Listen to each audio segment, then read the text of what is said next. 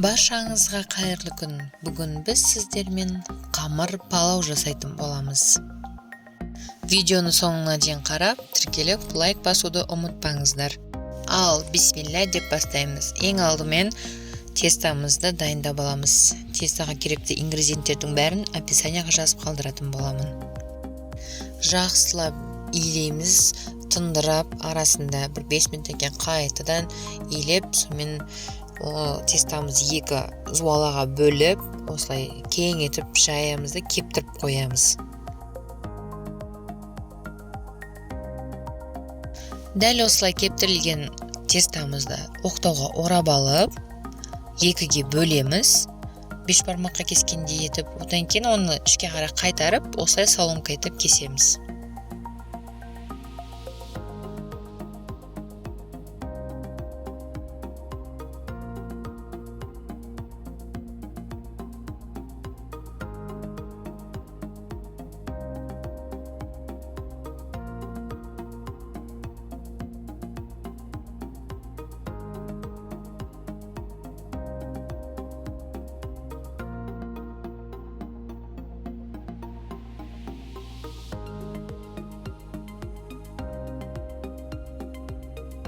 Қамырымыз дайын болды. Енді біз подливін жасайтын боламыз. Ең бірінші қызып тұрған майымызға пиязымызды салып, сәл қызартырып аламыз.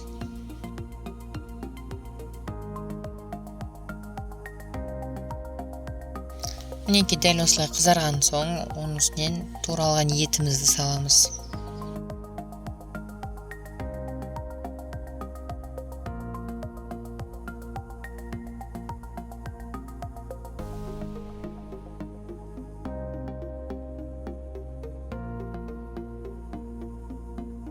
Етіміз бен пиязымыз осылай әдемі болып қызарып қуырылғаннан кейін, оның үстінен лазымызды салып қуырып аламыз.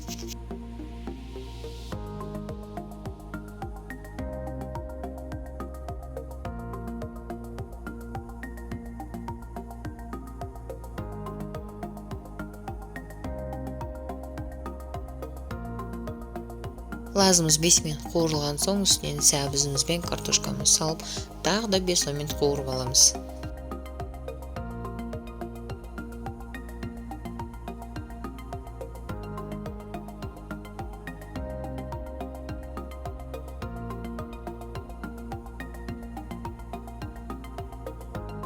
Осылай 2-3 минут қуырылған соң, бір қасық томат салатын боламыз.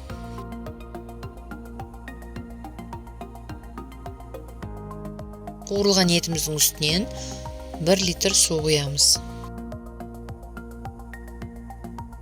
Үлкен қасықта жарты қасық тұз саламыз. Қайнап тұрған подливтің үстінен менде осындай лист бар. Листті қоя отырып, үстіне дайын болған тестамыз саламыз. Негізі сіздерде бұндай лист болмаса, мантаварканы қолдансаңыздар да болады. Дәл видеоға қарап, қайталап жасаңыздар.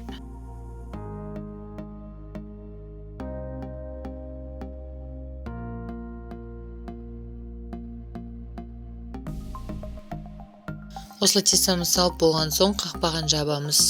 5 минут қатты қайнаған соң, астын төмен отқа қоя отырып, 30 минутқа дымдауға қоямыз. Тамағымыз дайын.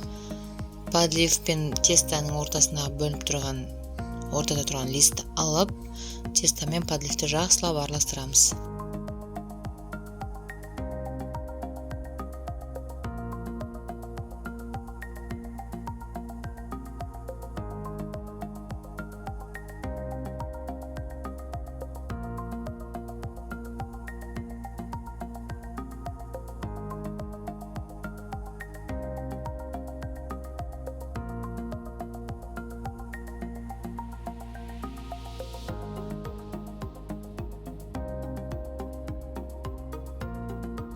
Осылай біркелкі араластыра отыра, подлив пен тестасын күшті тағам шығады. Сіздер де жасап көріңіздер.